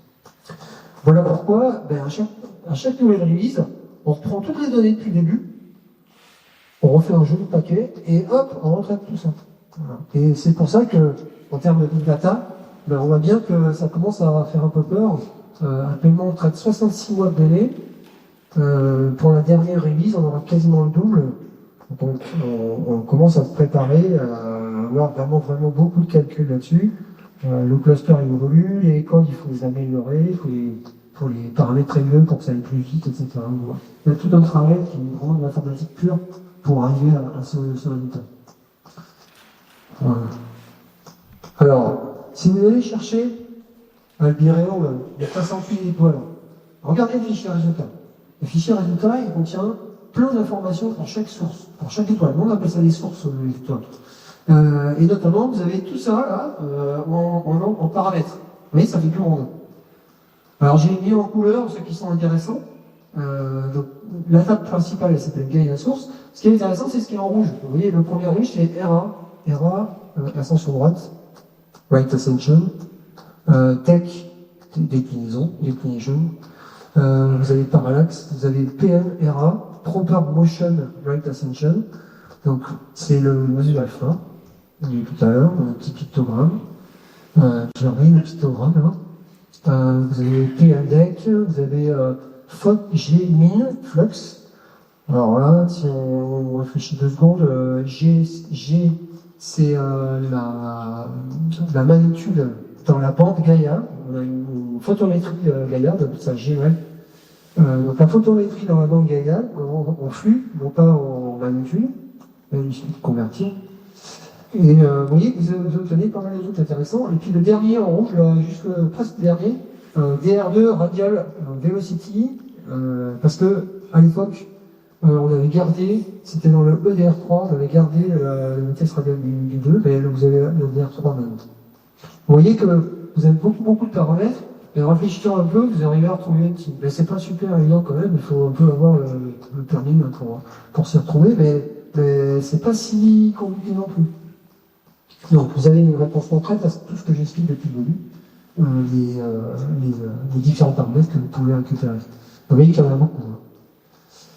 En tout cas, il y a 40 tables, ça c'est la table principale qui s'appelle Gaia Source, mais il y en a plein d'autres qui sont plus dédiés à un type d'objets, typiquement les SSO, les galaxies, voilà, plein de types d'objets. Donc 40 tables, c'est vraiment beaucoup. Donc rien que le catalogue qui est en ligne, c'est vraiment une ligne de données énorme. Voilà. Et là, j'arrive à la dernière partie. Ça va être beaucoup plus visuel. Hein. Je vais vous montrer des résultats scientifiques. Moi, je ne suis pas scientifique, je suis ingénieur. Donc, je me permets de parler de mes résultats scientifiques dans la mesure de ce que j'en ai compris. Alors, on va essayer de faire un effort quand même, mais voilà, vous êtes habitué à avoir les chercheurs là, qui sont super pointus dans la domaine, mais là, je suis un peu à la limite du mien, pour être honnête. Mais quand même, on va en parler, c'est super intéressant. Et c'est au moins un journée sympa de tout ce que Gaïa a produit. En tout cas, ce qu'il a produit jusque-là, il y a encore des tas de surprises intéressantes dans l'avenir. Et avant de parler d'exemples, c'est vraiment aujourd'hui une mine d'or pour les scientifiques. Hein. C'est une référence. Aujourd'hui, Gaïa, il a réussi à dépasser Hubble en termes de nombre de publications scientifiques. Alors que Hubble, ça fait 30 ans qu'il existe. Donc on a plus de publications scientifiques que Hubble. Donc on est à plus que 12 000 qui citent explicitement le catalogue Gaïa. Alors, premier exemple. Alors celui-là, ça bouge, c'est de l'eau. Je la laisse.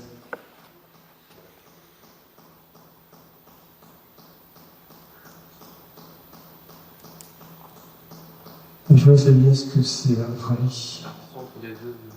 Ouais, c'est une galaxies. La rencontre de deux galaxies, non? Ouais, voilà. Il y a deux. Alors c'est un mélange de deux galaxies. En fait, c'est une petite qui est avalée par une grosse. Et la grosse, à votre avis? Ça, voilà, t'es un peu mal. Bien, oui. Alors, là, les gens, ils ont fait la chose suivante. Ils sont allés dans le catalogue, ils ont cherché les 7 millions d'étoiles. Vous vous rappelez tout à l'heure, les 7 millions d'étoiles qui ont les 6 paramètres, position et variation de position. Bon, c'est pas beaucoup, 7 millions, mais ils ont fait déjà énormément de choses avec ça. Donc, dans le catalogue E3, 7 millions. Et ils sont aperçus que dans ces 7 millions d'étoiles, il y avait des bizarreries. Il y avait des choses curieuses. Il y en avait certaines qui n'étaient pas du tout pareilles que les autres. Typiquement, donc c'est ce qu'on voit là sur l'état final. Est-ce que là, je vais le relancer? Oui, c'est bien, ça vient. Voilà. Et ils ont fait une simulation. En gros, ils se sont dit, ces étoiles, elles ont une catégorie différente. Elles sont déjà, elles ont des métallicités pas comme les autres. Métallicité, c'est le taux d'atomes plus gros que l'hydrogène dans l'étoile. Donc ça veut dire qu'elles viennent d'un endroit différent de la galaxie. Elles sont aussi pas tout à fait dans le plan. Ils ont présenté des graphiques compliqués en mesurant les vitesses radiales en fonction de la vitesse azimutale. On a plein de trucs comme ça. Et ils sont aperçus donc qu'ils pouvaient discriminer ces deux populations. Et s'ils extrapolaient avec ce genre de simulation, ils arrivaient à remonter au fait que c'était une petite galaxie qui avait été mal value par la nôtre. Varie complètement. Alors les étoiles elles sont pas rouges, hein, c'est juste une simulation pour bien distinguer les populations. Et ça, ils ont réussi à le dater. Ça date de 10 milliards d'années. Alors, c'est 10 milliards d'années, on dit, bon oui, ok, mais 10 milliards d'années, en fait, le Soleil n'existait pas. Moi, je trouve ça assez impressionnant de se dire, on fait des trucs alors que les autres 30 soleils n'existaient pas, et c'était peut-être ses ancêtres qui étaient là à la place. À l'époque, la galaxie était plus petite et moins lourde, moins massive. Et elle avalait une petite galaxie, là, celle qui est symbolisée en rouge, qui est à peu près un quart de sa masse. Mais ça, c'est directement, là, on est dans l'histoire de notre galaxie. Hein. On dit Gaïa qui fait l'histoire de la Voie lactée, bah là, on est vraiment dans le cas typique. Cette galaxie a été appelée Gaïa Encelade, donc la porte de Gaïa, c'est sympa. Et on a aussi montré que c'était la dernière collision majeure de la Voie lactée. Ce qui est une surprise parce que, par exemple, les études qui sont faites sur Andromède, notre grosse voisine, là, dans le groupe local, montrent qu'elle est beaucoup plus shakée. Des collisions bien plus récentes que ça. En gros, notre galaxie n'a pas eu beaucoup de choses majeures depuis ces moins de 10 milliards d'années. Ouais, donc on est vraiment dans la science. Ça n'a pas changé notre vie tous les jours, hein, d'accord, mais on est vraiment dans la science pure totale. Un truc aussi intéressant, c'est une petite animation ici. On dit toujours le plan galactique, mais en fait, c'est pas un plan. C'est comme une route vélo un peu voilée. Et ce côté voilé a tendance à tourner aussi. Et on voit, je crois, en jaune, la trajectoire du Soleil, juste pour avoir une idée. Récemment, pour la fin d'acquisition des dernières données Gaïa, une image en très très haute précision qui est sortie là-dessus, et même des posters sortis par l'ESA sur cette galaxie, donc vue par la tranche avec le côté voilé, et puis aussi reconstituée vue par le dessus, donc notre propre galaxie avec les données Gaïa, avec les différents bras, et c'est assez spectaculaire. Je ne l'ai pas mis sur la planche parce que je préfère laisser la vidéo, mais allez-y sur le site de l'ESA pour trouver ces deux images qui sont vraiment très belles. Et pour une fois, Gaïa fait des images. On commence à en profiter. Un autre exemple, j'en ai encore quelques-uns. Les étoiles que j'ai appelées, c'est une traduction, les étoiles fugitives. L'article, ils appelaient ça Runaway Stars, donc l'étoile fugitive, Runaway. Et ce qui est étonnant, c'est qu'en mesurant, grâce aux données Gaïa, il y a des gens qui se sont dit, tiens, comme tout à l'heure, hein, l'interface là, qu'est-ce que je pourrais chercher dans le catalogue Gaïa? Bon, je vais chercher des étoiles de type O et BE, donc des étoiles chaudes, massive. Et puis je vais regarder celles pour les grandes vitesses radiales et les grandes vitesses en général. Et ils sont aperçus, comme quand on avait vu, vous vous rappelez l'astéroïde Oumuamua, c'est rigolo. Les gens se sont dit, on va mesurer sa vitesse, et ils sont aperçus que si on faisait les lois de Kepler appliquées à ce truc-là, sa vitesse n'était pas compatible avec un objet qui tournait autour du Soleil. Donc c'était clairement un objet extrasolaire. En fait, ils ont fait pareil, ces gens, mais avec la galaxie. Ils sont aperçus qu'il y avait des étoiles, alors elles ne sont pas nées dans la galaxie, mais elles ont des vitesses qui ne sont pas compatibles avec le fait de rester dans la galaxie. Donc ces étoiles, on sait qu'elles vont quitter la galaxie. Tout simplement. Alors, bon, pareil, ça n'a pas changé le quotidien, mais c'est quand même étonnant d'avoir découvert ça. Et il y en a une qui est visible à l'œil nu, là, c'est Zeta Ophiuchi, qui est la magnitude 2,6. Voilà, celle-là est facile à voir. Vous voyez qu'il y a quelques étoiles un peu brillantes aussi. Et voilà. On parle pour cet exemple. Un autre exemple, les étoiles brésiliennes. J'aime bien ce galaxie. Vous imaginez que vous habitez dans un immeuble, vous êtes dans un appartement, et puis vous avez croisé des voisins, et puis vous avez fait une estimation, d'après ce que je vois, d'après ce que j'entends, je devrais avoir 4 voisins à peu près. Bon, voilà, mais vous ne savez pas trop. Et puis un jour, vous avez un détecteur de voisins qui s'appelle Gaia, et puis vous dites non, vous n'avez pas 4, vous voyez 40. Donc vous imaginez, c'est quand même nos voisins. On a l'impression qu'on connaît les étoiles qui sont à côté de nous. Ben, grâce à Gaïa, on a multiplié par 10 le nombre d'étoiles connues dans les 30 années-lumière autour de nous. Voilà, c'est 30 années-lumière, 10 parsecs à peu près. Voilà, donc ça aussi, c'est quand même étonnant de se dire, j'ai attendu une mission comme ça, qui scanne justement, qui fait un relevé complet, pour se dire, ben voilà, même mon environnement proche a une amélioration notable grâce à Gaïa. Voilà. Alors j'ai un autre exemple qui est encore un peu graphique. Là, c'est pas 30, c'est 300 années-lumière. Donc on a reconstitué les mouvements propres sur le fond du ciel, en coordonnées galactiques. Vous voyez, la galaxie elle est à plat au milieu. Donc comment se déplacent les étoiles un 13 et 80 millions autour de nous sur le fond du ciel. Pour ça, c'est tout à fait graphique. Il n'y a pas vraiment de science là-dedans. Mais ça aussi, ça montre ce qu'on peut faire avec le capable. Un autre exemple, j'essaie de passer les exemples sur les différents types d'objets. Et là, c'est les objets qui sont les SSO, les objets du système solaire. Dans le catalogue 2, il y en avait 14 000 sur lesquels on avait amélioré la précision des orbites et autres. Dans le catalogue 3, il y en avait 150 000. Il y en a à peu près 1 million qui sont répertoriés, nommés. Vous voyez, 150 000 objets, ça commence à être vraiment très significatif. Un sixième des objets connus ont été améliorés. Donc leur orbite, et puis plein d'autres choses qui ont été calculées. Typiquement, pour certains, on a même calculé leur spectre, puisqu'ils reflètent la lumière, ici la lumière du soleil. Donc on arrive à calculer leur spectre, leur albédo, plein d'informations liées à ces astéroïdes.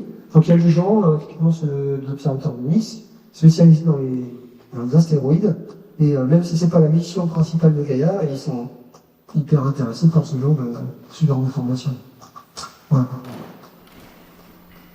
Un autre exemple assez amusant. Tout à l'heure, je disais qu'on avait beaucoup de voisins. Là, c'est un peu l'inverse.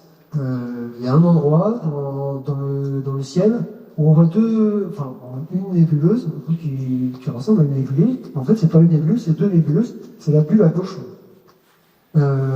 Et cette espèce de nébuleuse, si on la regarde en 3D en utilisant les fameux 6 paramètres, au moins les 3 paramètres de position de Gaïa, on s'aperçoit qu'il y a une bulle, c'est une bulle avec rien dedans. Et une bulle avec rien dedans qui fait quand même 500 années-lumière de diamètre. On rappelle tout à l'heure 30 années-lumière autour de nous, donc 60 années-lumière de diamètre, on a 74 000 étoiles. Là, 500 années-lumière de diamètre, quasiment 10 fois plus, il n'y a pas de point du tout. Et ça, on peut le voir en 3D en utilisant les données Gaïa. Donc, je ne sais pas l'idée qu'ont eu les gens d'aller interroger des catalogues sur ces positions-là, mais ils ont eu l'idée, et ils ont découvert un truc quand même étonnant. Ils ont chiffré la date à laquelle, le phénomène déjà qui a pu créer ça, et la date à laquelle il a eu lieu. Donc à peu près il y a 10 millions d'années, il y aura eu une supernova à cet endroit-là. Et l'onde de choc qui s'étend notamment sur le pôle, fait que ces endroits-là, il est formé d'étoiles parce que le gaz s'était stabilisé et ça fait des nouvelles étoiles. Voilà pourquoi on voit ces nébuleuses. Bon, voilà, même si c'est un exemple. Et ces deux nébuleuses, ça vient dans le ciel. Alors, un truc aussi dont on entend beaucoup parler dans la presse, les exoplanètes. Alors, jusque là, on peut pas dire que Gaïa, c'est incroyable en termes de détection des exoplanètes. Là, oui, tout simplement, il faut attendre la fin, il faut attendre d'avoir tous les points. Et là, typiquement, ça sera en 2030, on va vraiment, on espère, on va une grosse moisson de nouvelles exoplanètes découvertes par Gaïa. Aujourd'hui, on en connaît à peu près 5000. Les gens découvrent tous les jours, mais on espère avec Gaïa, en 2030, on va en avoir 20 000. Alors ça sera fini d'ici là. Donc vous voyez que c'est quand même, là aussi, quelque chose de significatif, même si c'est pas sa mission principale, c'est vraiment quelque chose de significatif par rapport à l'astronomie. Donc tout simplement, la méthode, c'est la détection quand l'exoplanète passe devant l'étoile, donc il y a une petite baisse de luminosité, et puis si on a plein de points sur la courbe, on s'aperçoit de temps en temps, puis on a une baisse de luminosité, et on en déduit qu'il y a un astre qui passe devant. Voilà, tout simplement. Et alors, ce qui est intéressant là aussi dans cette planche, c'est que ça nous permet de voir comment on donne les étoiles de Gaïa. Alors, le nom, il marque un mal. Gaïa BR3, donc c'est un relique BR3, et après, c'est que des numéros. C'est pas hyper sympa à retenir, mais en gros, les numéros de source dans Gaïa, ils s'appellent comme ça. Nous, on appelle ça les sources AI. On travaille avec ce genre de données tous les jours. Et c'est que des chiffres barbares, comme ça. Évidemment, on ne tient pas par cœur. Voilà, je vais faire plaisir à nos amis du Club Astro, parce que nous, on fait ça en termes d'amateurs. Pour ceux qui ne connaissent pas, les occultations d'étoiles par des astéroïdes, c'est quand c'est quand un astéroïde plutôt passe devant une étoile. Alors, ça a l'air bête de dire ça, mais on pourrait se dire, mais ça doit arriver souvent. Ben non, parce que les astéroïdes c'est petit, et les étoiles c'est petit. Les étoiles c'est tellement loin que c'est des points. Donc ça arrive pas si souvent. Surtout pour des étoiles un peu brillantes, sur lesquelles on arrive à mesurer quelque chose. Donc il y a des gens qui s'amusent à calculer quand et où on peut voir les occultations d'étoiles par des astéroïdes. Et si on est assez nombreux, donc ça c'est un exemple typique d'un astéroïde double, en plus, donc vraiment une très très belle image. Si on est nombreux, on peut voir chacun, à un moment donné, l'astéroïde passer devant l'étoile. Si on mesure astucieusement, si on mesure précisément le temps avec lequel ça arrive, si on se met à différents endroits sur Terre, parce qu'il y en a plusieurs à mesurer, en fait chacun mesure un trait, les traits de couleur qui sont sur l'image. Vous voyez qu'on arrive à déterminer la forme de l'astéroïde avec une précision meilleure que le VLT. Et ça, ce qui est bien, c'est que nous, les amateurs, on arrive à travailler avec des professionnels sur ça. Il y a des gens qui disent, ok, tel jour, telle heure, à peu près à telle zone, vous pouvez observer l'occultation, envoyez-nous vos résultats, et puis derrière nous, on compute tout, on fait ça. Puis derrière, on sort un papier scientifique qui dit, bah tiens, on a découvert un astéroïde double. C'est typiquement ça. Et avant le début de l'histoire de la collaboration des amateurs avec le pro sur ce sujet, on avait des barres d'erreur énormes. En gros, l'astéroïde il passait au-dessus de Montauban, ici on pouvait le voir tranquille, parce que on ne savait pas trop si à quelques dizaines de centaines de kilomètres près où il allait passer.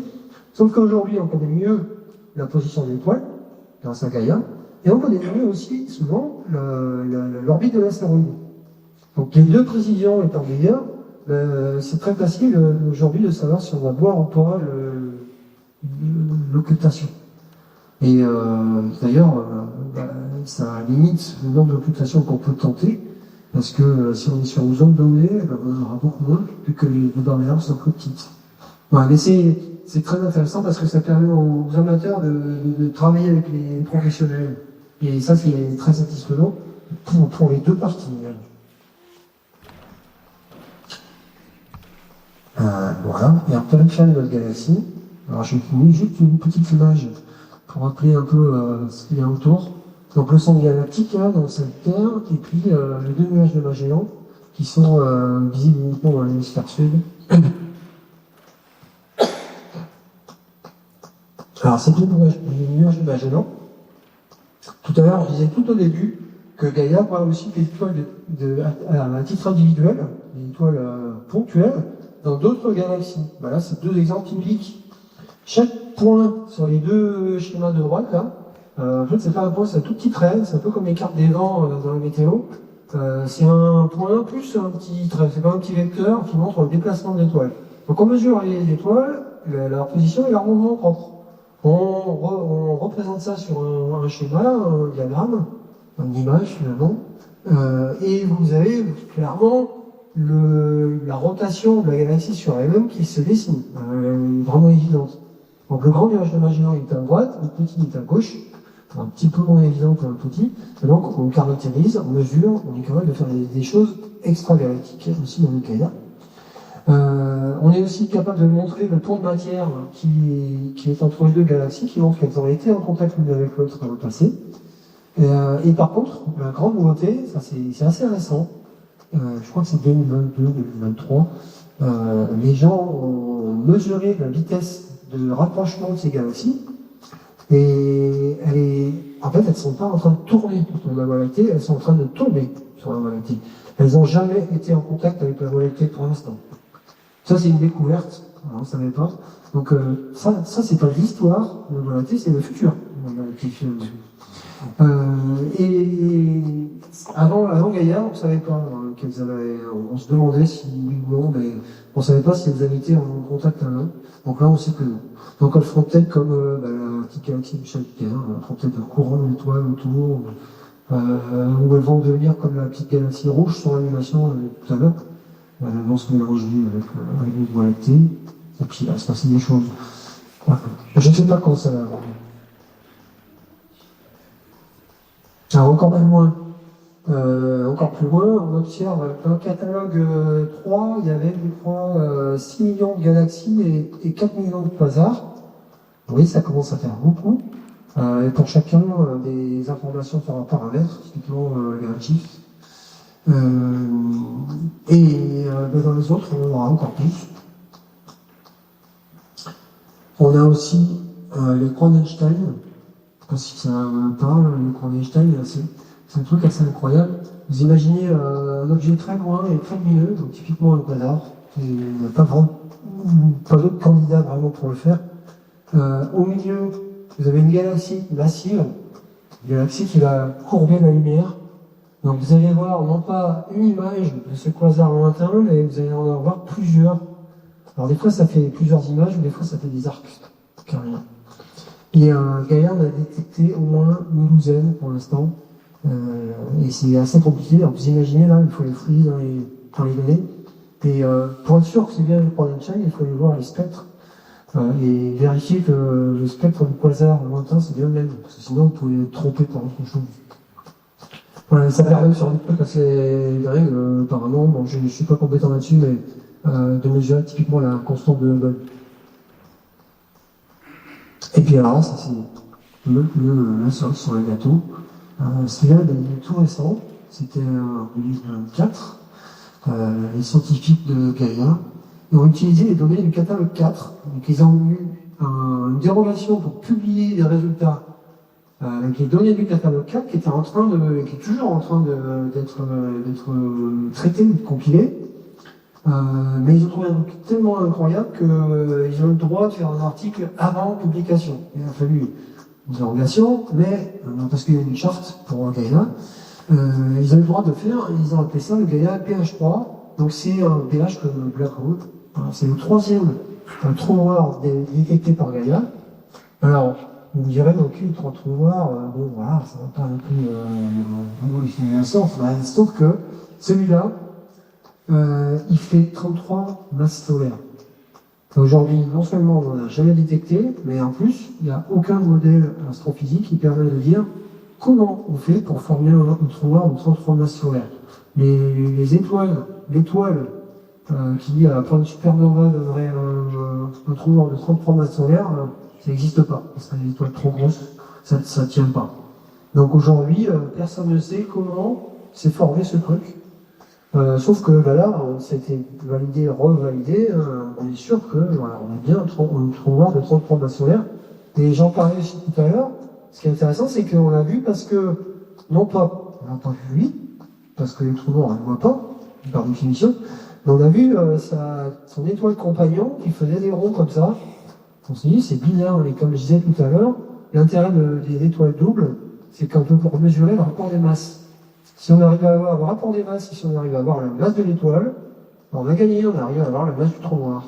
C'est comme ça qu'on a déterminé ce 33 masses solaires. Voilà. Donc c'est une étoile qui est magnitude 11, qui est visible avec un petit télescope. C'est amusant, ça serait bien de le faire un jour comme astronomie. J'ai jamais vu cette étoile. Et de se dire, tiens, cette étoile-là, elle est en train de faire des petits trucs comme ça, des oscillations dans le ciel, parce que elle a un trou noir, elle tourne autour d'un trou noir qui est assez incroyable. Voilà. Donc on l'a appelé Galilée P1. Je crois que c'est la constellation de l'Aigle à presque 2000 années-lumière maintenant. Et voilà.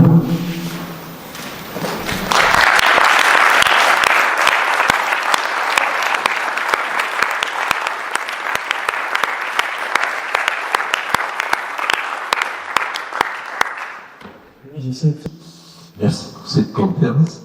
Et je voulais vous demander, est-ce que vous avez, en tant que projet Gaïa, une démarche un peu structurée de sciences participatives, notamment pour les astéroïdes que vous avez montré, par exemple la dernière fois, pour la forme des astéroïdes, etc. C'est-à-dire que, est-ce que c'est des bons âmes amateurs qui font ça, tout simplement, ou est-ce que vous aussi, vous avez une démarche vers le public? Alors, pas pour les astéroïdes, enfin si, quand même, un petit peu. Pardon, pour observer les données au quotidien. C'est-à-dire, plus maintenant, parce que les satellites a arrêté de nous envoyer des données, disons qu'on est en train de mettre en fin de vie. Il y avait des choses qui existaient, et typiquement, les détections de la SSO. Parce que la première chose qu'on faisait, nous, en recevant ça, on avait des traitements, j'en ai pas parlé, mais des traitements qui se faisaient au quotidien, des traitements journaliers. Et ces traitements, typiquement, l'un d'eux, c'était est-ce que dans les détections de SSO qu'on a vues dans le satellite, premier niveau de traitement, est-ce que c'est des astéroïdes connus?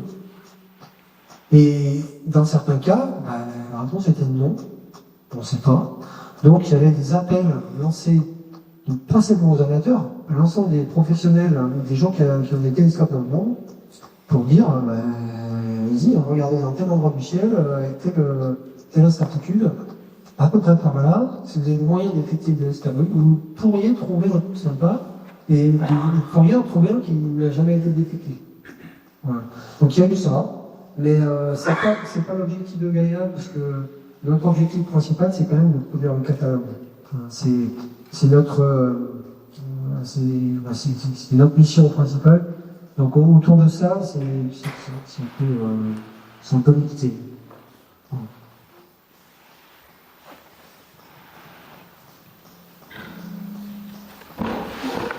Merci. Merci beaucoup pour cette conférence. Donc, la question sur les exoplanètes. Bon, vous avez montré que vous pouvez faire du transit, que vous pouvez faire de la vitesse radiale. Ça, c'est surtout quand vous visez un système qui est dans le même plan que vous. Si le plan est perpendiculaire, par exemple, est-ce que, évidemment, il faut que l'étoile soit très proche, mais est-ce que, en étudiant justement les mouvements propres des étoiles, vous pourriez aussi voir un petit mouvement qui traduirait une étoile, des corps qui tourneraient autour, avec évidemment son gravité fixe, qui ferait que l'étoile aurait son petit mouvement propre. Oui, ça fait partie de la chaîne de traitement qui regarde les objets multiples. Mais toujours pareil, il en faut l'ensemble des données, et que ça sera pas publié sur un peu.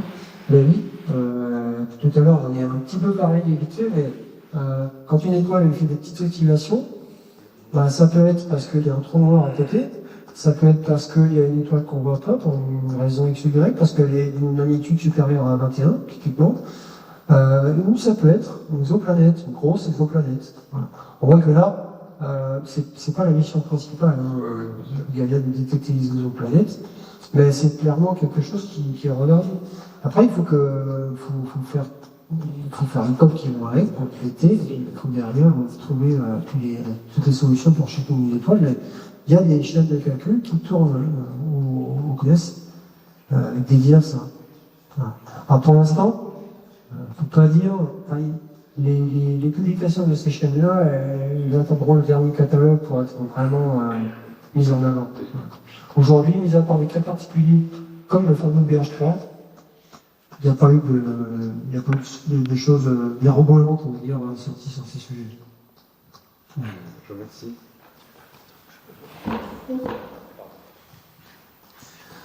Dans le même style d'idée, on parle beaucoup de la détection de la planète X dans le système solaire, qui serait dans le secteur de Kuiper. Gaïa va la trouver, il a des chances de la trouver ou de donner des infos dessus, si elle est trop loin, trop petite. Alors, j'ai pas expliqué tout l'idée de la magnitude de ce truc-là. Parce que j'ai l'impression que c'est bien au-delà de 21. Donc, je pense qu'on ne sait pas trop, parce qu'on cherche surtout dans la bande sur l'écliptique, et au-delà de l'écliptique, on parle des télescopaires à rubis qui pourraient trouver. Mais là, le problème, c'est qu'il faut être dans la magnitude visible par Gaïa. Et clairement, si ça y est, il aura vu, forcément. Mais peut-être que c'est un limite, peut laisser passer dans des données, parce que derrière, il y a plein d'angles, hein, tout ça. Des angles qui nettoient un peu. Parce que un satellite, il ne voit pas que des choses réelles, il voit aussi plein de fausses détections. Donc il est plein de peur, et puis au bout d'un moment, il est possible que ça passe à travers les algorithmes, et qu'on ne voit pas. Mais pour l'instant, c'est pas tellement le sujet de cette mystérieuse planète. Ça serait sympa si c'était réel.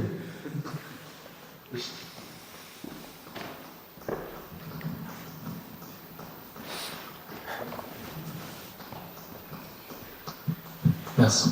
Et j'ai une question sur la conception du satellite. Est-ce que vous savez pourquoi le choix a été fait d'orienter le satellite par une éjection de gaz et pas avec des roues de réaction comme sur Hubble, je crois? Alors là, non. Désolé, je sais pas. Par contre, attention, une roue à réaction, il faut les désaturer. Voilà. Et puis le gaz froid, l'avantage, c'est qu'on peut l'envoyer presque de toutes petites quantités, donc probablement une précision meilleure. Mais franchement, je ne sais pas plus que ça. Ça adapte pas mal. Et puis il a tellement bien marché. Maintenant, on est content. Il suffit. Donc désolé.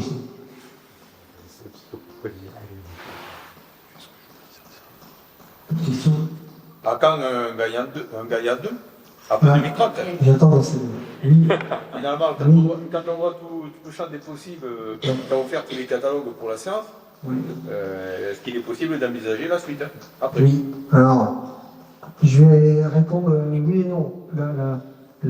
Déjà, juste rappeler, nous, on a encore énormément de boulot, de bon boulot pour arriver à sortir un dernier catalogue. Le chef des PAC, Anthony Brown, il dit lui-même, quand il parle devant les journalistes, il dit compte tenu de ce qu'on a vu, par exemple, après les catalogues de Tarkos, le temps que tous les scientifiques aillent fouiller dans les catalogues et qu'ils arrivent à dire bon, ok, maintenant j'ai fait un peu de tour, même si c'est compliqué de faire répondre à ça, il va falloir plusieurs dizaines d'années. Donc ça veut dire que déjà, avec les catalogues qui vont sortir en 2030, qui sont maintenant encore sortis, on a du grain à moudre pour beaucoup de générations d'astronomes pour 20, 30 ans, voire au dernier. Pour autant, il y a un projet actuellement de faire, puisque Gaïa elle a vraiment bien marché, honnêtement, hein, c'est un succès ce projet. Il y a un projet de faire la même chose, mais en infrarouge.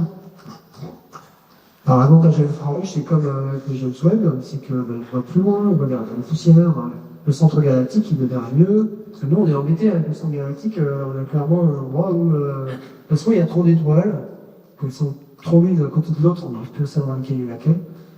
Soit il y a des poussières qui nous empêchent de déterminer que c'est des étoiles.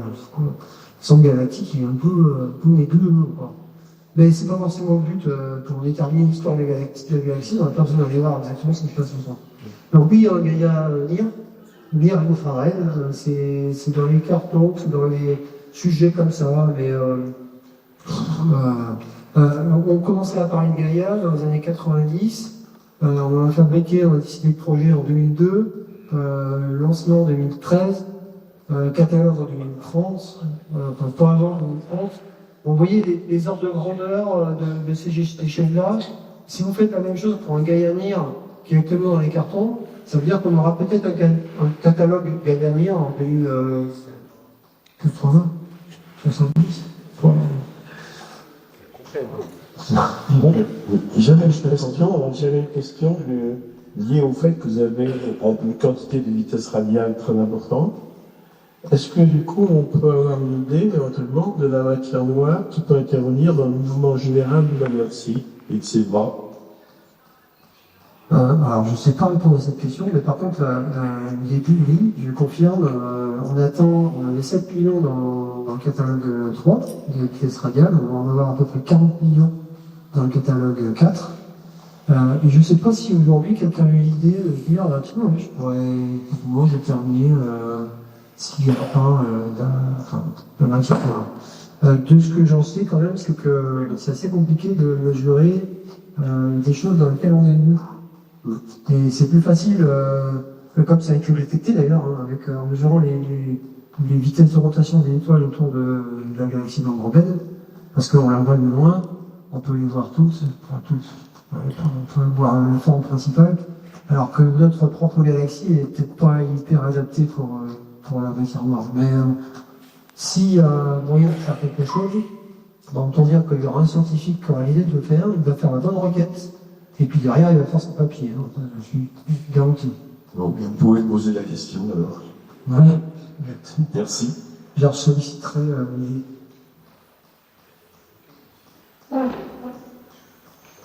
une question. Bon. Très bien, c'est bon.